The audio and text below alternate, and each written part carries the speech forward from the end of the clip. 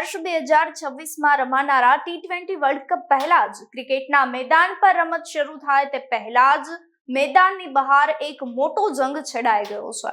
ભારત પ્રવાસ પર આવવાની સતત ના પાડી રહેલા બાંગ્લાદેશને આઈસીસીએ હવે છેલ્લું અલ્ટિમેટમ આપી દીધું છે। ક્રિકેટના આ મેદાન પર છેડાયેલા રાજકીય યુદ્ધનો જુઓ આ સનસનાટી ભર્યો રિપોર્ટ। નમસ્કાર, આપ જોઈ રહ્યા છો ન્યૂ ભારત ન્યૂઝ અને હું છું આપની સાથે વલ્લરી વ્યાસ। આગામી ટી20 વર્લ્ડ કપમાં બાંગ્લાદેશનું રમવું હવે જોખમમાં મુકાયું છે। ભારત અને બાંગ્લાદેશ વચ્ચે ચાલી રહેલા વિવાદમાં આઈસીસીએ હવે લાલ આંખ કરી છે। બાંગ્લાદેશ ક્રિકેટ બોર્ડ સુરક્ષાના કારણો આગળ ધરી અને પોતાની મેચો ભારતથી શ્રીલંકા ખસેડવાની માંગણી કરી રહ્યું છે। જો કે આઈસીસીએ સ્પષ્ટ શબ્દોમાં કહ્યું છે કે ભારતમાં કોઈ ખતરો નથી।